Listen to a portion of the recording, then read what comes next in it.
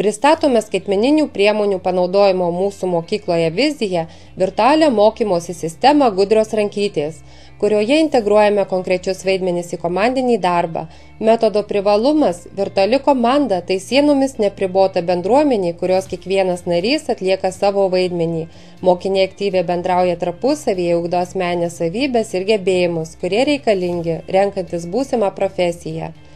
Įgyvendindami vizijos tikslus pastebėjome glaudesnius mokinių ir mokytojų ryšius.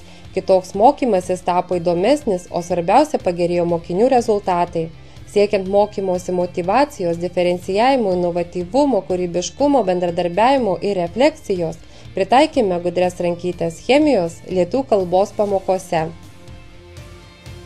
Pamokoje mokiniai suskirstomi į 4 komandas Facebook'e.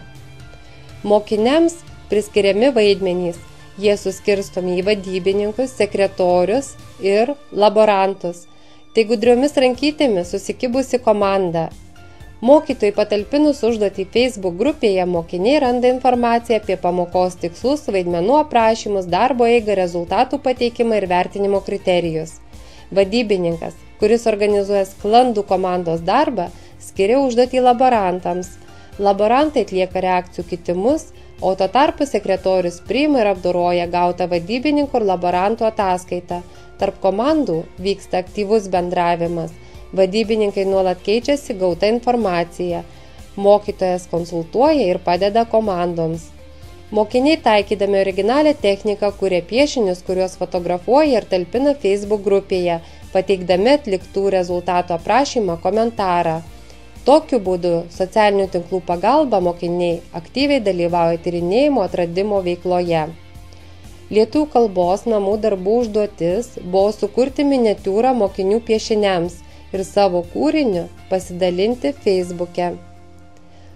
Gudrios rankytės neaplenkia ir tėvų pedagoginio švietimo. Gudrios rankytės apsilankė ir matematikos kūnų kultūros pamokose. Matematikos mokytoja mokyklos tinklarašties Sveikamokslis patalpintus mokinių pasiektus sporto rezultatus universaliai pritaiko savo pamokose, integruodama socialinį tinklą Facebook. Sukuriamos komandos, mokiniams parenkami vaidmenys. Planšetinių kompiuterių pagalba mokiniai duomenis apdoroja taikomosiomis programėlėmis, skaičiuoja, taiko sistematiniais analizės metodus, galutinius rezultatus talpina į sukurtas Facebook grupes. Gudrių rankyčių modelį pritaikėme anglų kalbos ir fizikos pamokose, kur panaudojama mokinių sukurta video medžiaga. Motyvacija bei aktyvus įsitraukimas į mokymosi veiklą skatina kitus mokinius kritiškai vertinti, diskutuoti apie aktualias problemas ir analizuoti eksperimentų rezultatus. Virtualus bendravimas anglų kalba padeda ugdymo procesą paversti kūrybiškesniu ir sudominti vaikus. Jie gali spręsti užduotis interaktyvioje erdvėje, patys pasitikrinti savo anglų kalbos ir fizikos žinias, palyginti rezultatus ir išsiaiškinti rūpimus dalykus. Panaudojant mokinių refleksiją gerinama ugdomojo proceso kokybė, suteikiama daugiau erdvės mokinių iniciatyvoms bei leidžiama modeliuoti savo pačių mokymasi.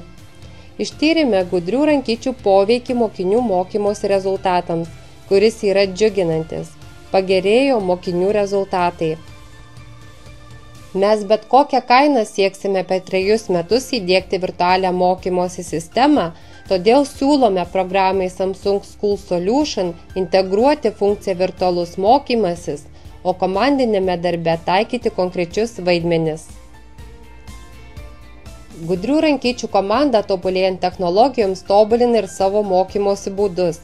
Virtualiai gamtos mokslų tiriamieji komandiniai darbai tampa tarsi žaidimu, kuris sukuria kitokią, įdomesnį, bendro tikslo siekiančią ir motyvuojančią mokytis aplinką.